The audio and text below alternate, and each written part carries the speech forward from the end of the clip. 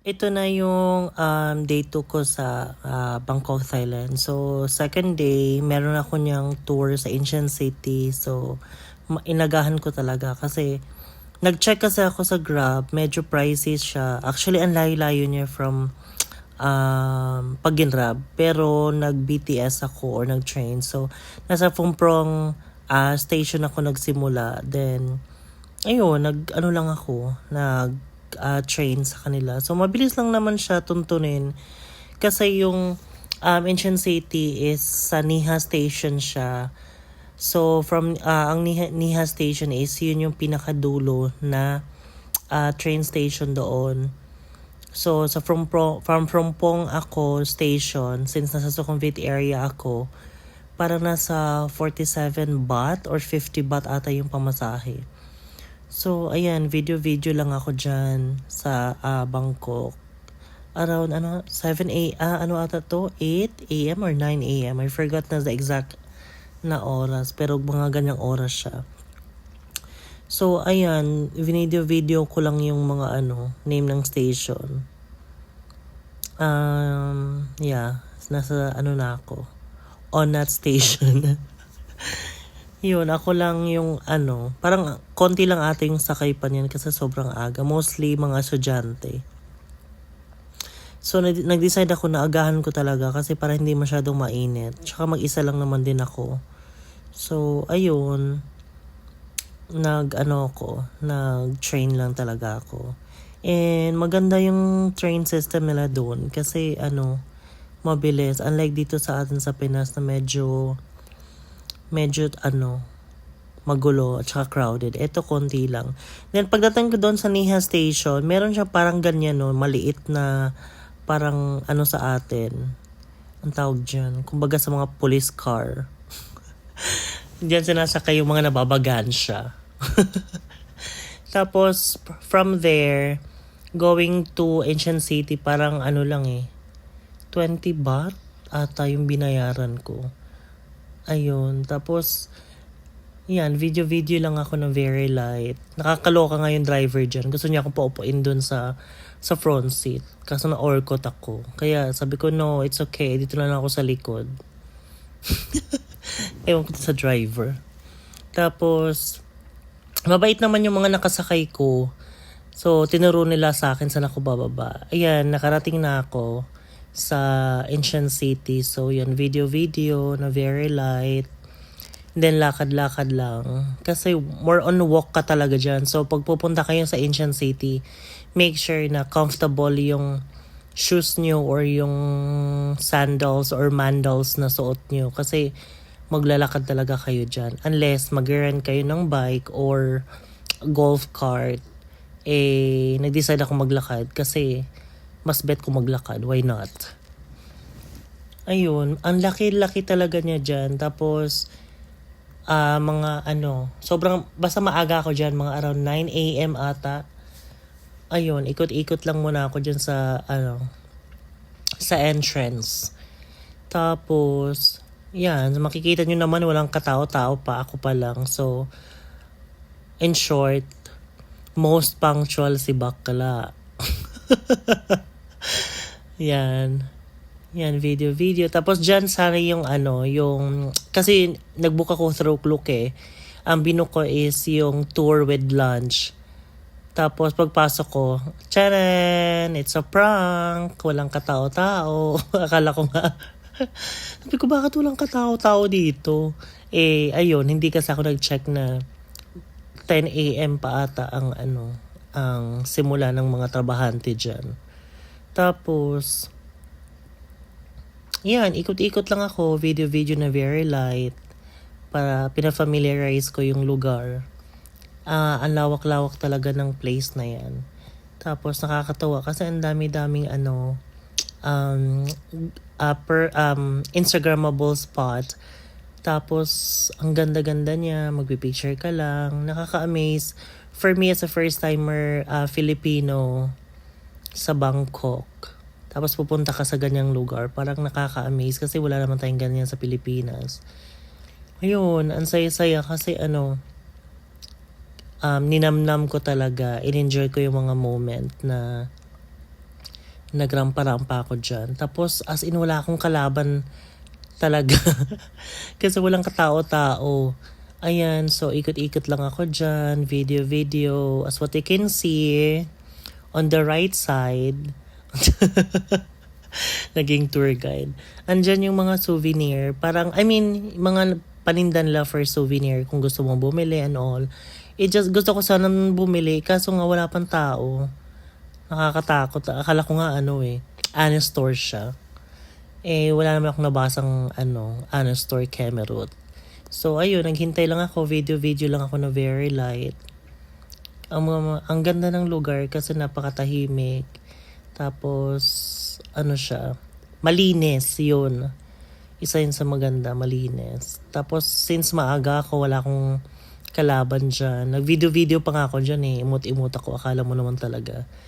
Yan, yung mga souvenir nila. Parang souvenir shop. Dito sa atin, para siya mga ancestral houses. Ayan na, ito na yung mga eksena ko dyan. Kunwari ako. Turista ang ganap. So, nilagay ko dyan. Yan, ang dami mga nagtatanong sino daw yung mga nagvi-video sa akin, sino nagpi-picture sa akin.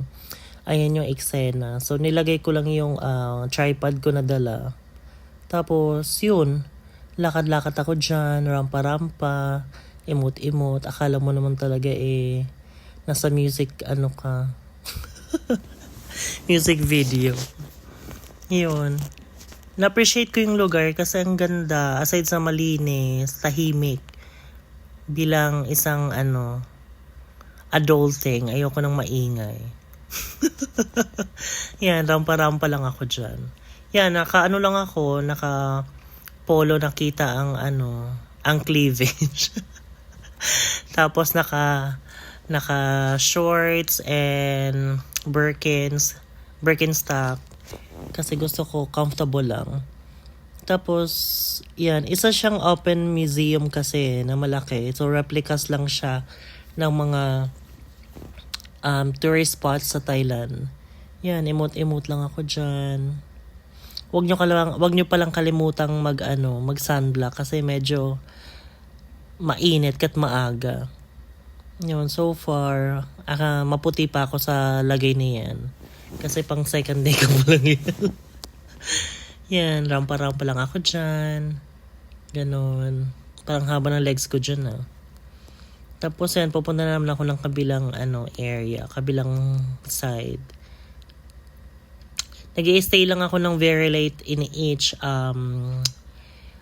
place. Kasi, maraming ka talagang mapupuntahan dyan. So yun, video lang ako. Nakaka-amaze talaga siya kasi ang ganda ng lugar. Tapos makikita mo lahat halos gold. Ang cute lang. Tapos yan, video ulit. Nakakatuwa lang kasi ang refreshing sa mata.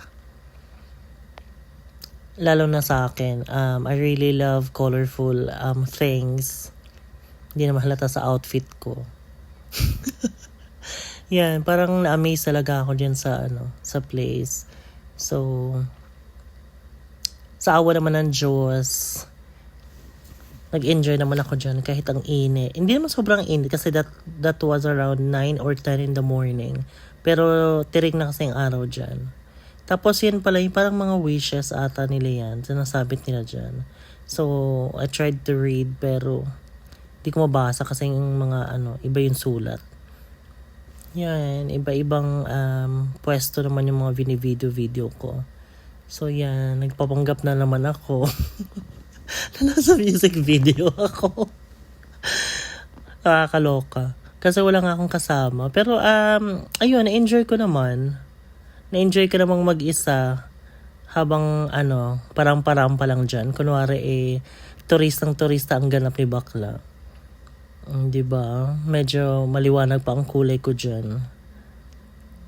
Pero in a few days, tostado na ako. Nakaka-amaze talaga yung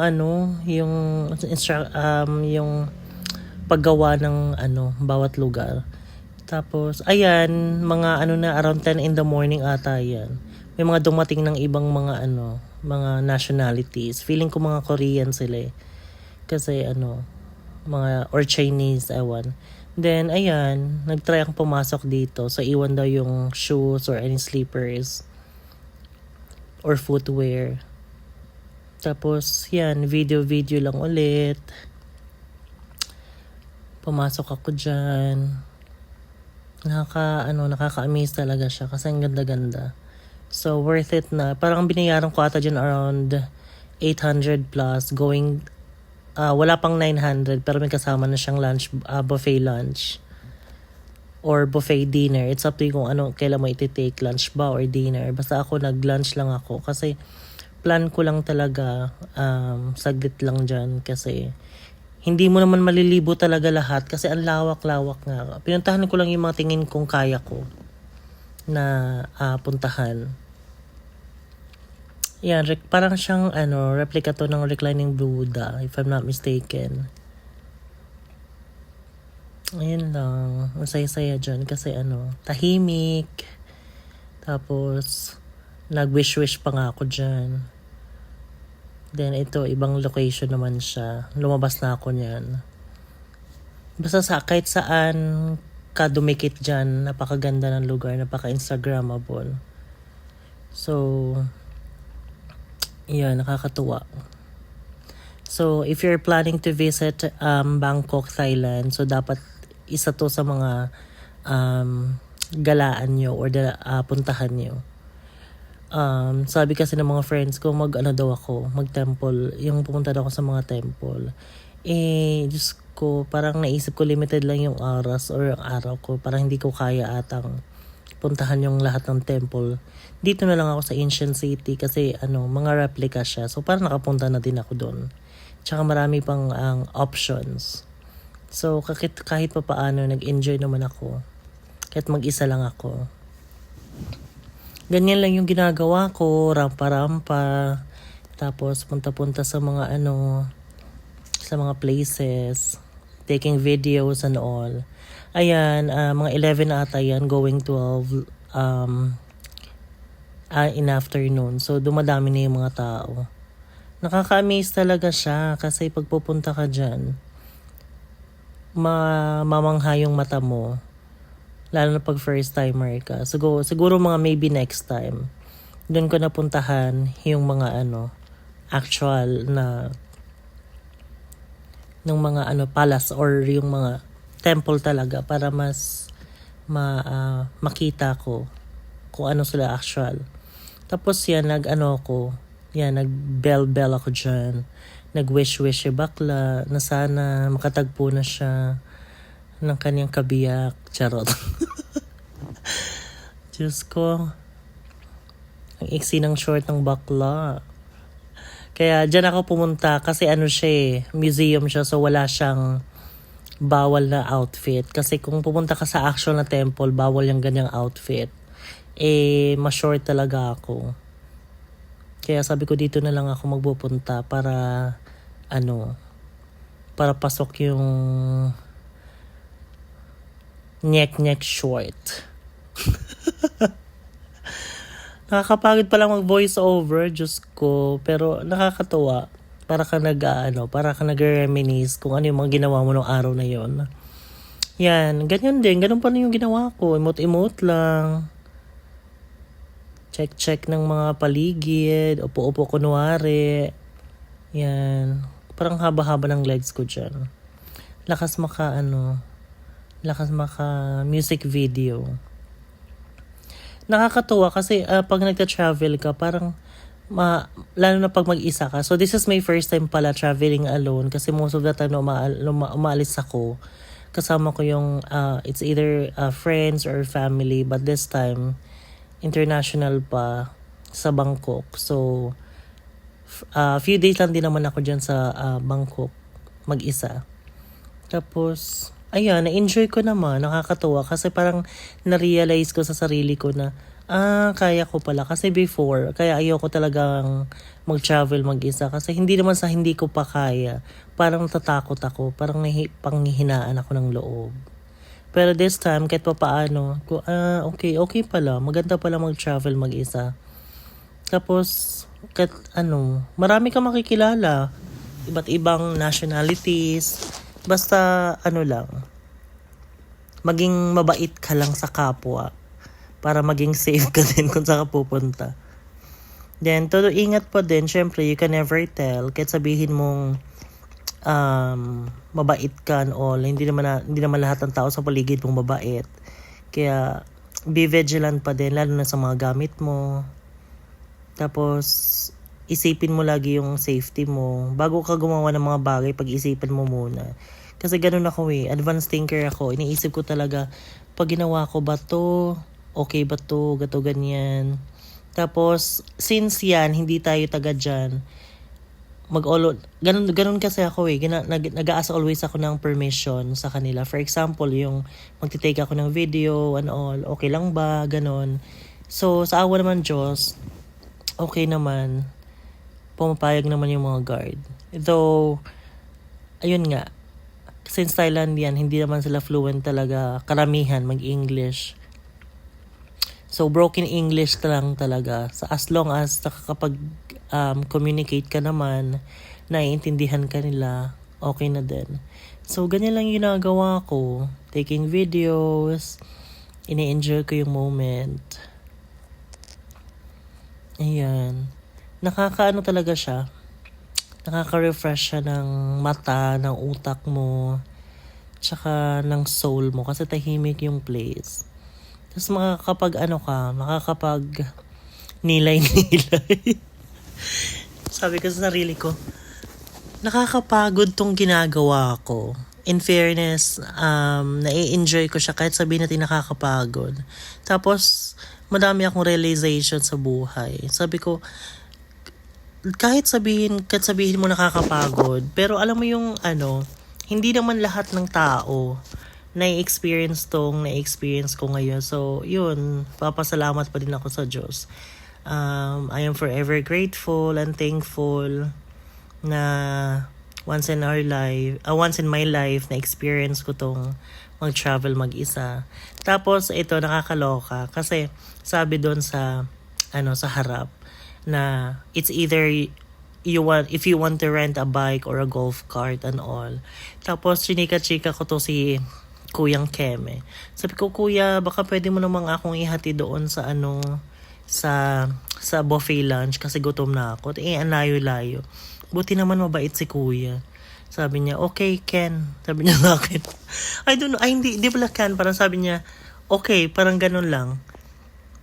Tapos that time pala, pinapalitan ko yung parang voucher ko doon. Parang pinakita ko na yung voucher ko from Klook. Pinakita ko na doon sa ticketing booth nila. Tapos pinapalitan ko ng actual na ticket. So, yung binigyan nila ako ng ticket, tapos ang laki-laki na parang mapa. So, ayun na, ikot-ikot na kami dyan. Mabait si Kuya. I forgot to ask his name kasi lang siya, parang okay, ganun-ganun lang yung sagot niya sa akin. So, hindi na rin ako nagtanong masyado. Yan, inikot-ikot niya ako dyan ng very light sa mga places pa dyan sa loob. In fairness naman kay Kuya.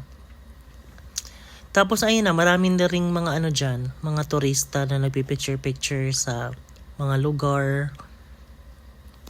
Maganda yung place talaga, as in super laki. Nakakatuwa. Yan, ang daming kumbaga, siya, parang park talaga siya, open museum nga siya. So, mas maganda sana, naisip ko nga, sana dinala ko yung mga pamangkin ko dito. Kasi may enjoy nila. Kaso ngayon nga lang, mainit. Parang nasa Pilipinas ka lang din talaga. Kasi yung init, yung weather natin, parang ang weather sa Bangkok, parang sa Philippines lang din. Tapos, ayan, tumawid-tawid ako dyan sa mga sa mga bridge or sa mga tulay-tulay nila.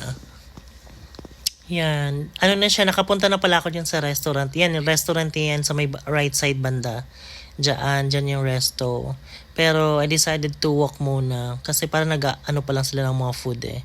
Tapos ayan, napunta ako dun sa may sa mga elephant. So sabi ko, mag-try ako mag-feed. So parang 20 baht ata yon. Ayun, binigyan ako ng parang very light na saging. Tapos, yun, nakakatuwa. Kasi, first time, nakakita ako ng elephant. So, ayan, nasa ano na pala ako niyan. Sa buffet lunch. Tapos, yun, video ko kasi ano, ayan, free, kasama yan siya sa ano, sa package. Tapos after nun, ayan, sabi ko, kuya, kung okay lang, chinika-chika ko ulit, ginamit ko yung ano, ganda power, charot. Sabi ko, kuya, baka pwede pong pakihatid ako doon sa pinakalabas, kasi ang layo-layo, ang init-init. May hika po kasi ako. Charot. Hindi, actually mabait sila, kasi yung iba daw, ano parang hindi, ang sanabi, mag-walk daw and all. Pero, yun, basta pag mabait ka lang siguro, i-approach mo lang sila properly na pero nagtatanong ako kung okay lang naman. Kung hindi, no choice, mag-walk talaga ako pero ang layo-layo. Sa awa naman ng Diyos, sabi ko, kuya, sabi ko, sir, is it okay to ride? Then, I'm willing to pay. Sabi ko ganyan. Sabi naman niya sa akin, no daw, no. No, sabi ko, no, what do you mean? No, hindi ako pwedeng sumakay or walang bayad. Sabi, no pay. O say, okay, no pay. So, ayun. Pauwi na ako, babalik na ako ng hotel niyan. So, mga around 1 p.m. or 2 p.m. na ata yan. So, bumalik na naman ako sa Kiha Station. Kasi dyan yung sakayan yung parang ano nila, BTS nila. So, bago pala ako nakarating dyan, so makaulit ako nung parang yung parang jeep nila doon na 20 baht ba yung binay? 20 baht. Tapos going to Kiha Station. So, ayan, pumunta na ako dyan. So, nakakatuwa kasi alam mo yung parang napaka-strong, independent woman ko naman. Tapos, ayan, bumuha ulit ako ng single pass. Parang isang single pass na na station. Tapos nagtanong ako sa kanya, saan po yung way going to Kiha something? Yung tinuro naman ni ate. Mabait naman sila, approachable naman sila. Tapos yan, lakad-lakad. Todo lakad talaga, kaya wala, no choice. Kaya feeling ko talaga, dyan palang natusta na ako. Kaya sabi ko, tingnan mo yung balat ko na iba na yung kulay. Tapos yung, ko, medyo masakit na yung paa ng Barbie. Tapos ayan, video lang ako dyan sa, sa kapaligiran. Parang naalala ko yung sa Singapore, kasi nag-Singapore din ako last October. Nagpunta kami ng ng Johor Bahru. Parang ganyan yung way. Ganyan, parang maraming puno, nakakatuwa lang. So, na-realize ko na ang sarap din pala mag-travel mag-isa. Kasi marami kang marirealize sa buhay. So, ayan, going back to the hotel na ako. Bye muna.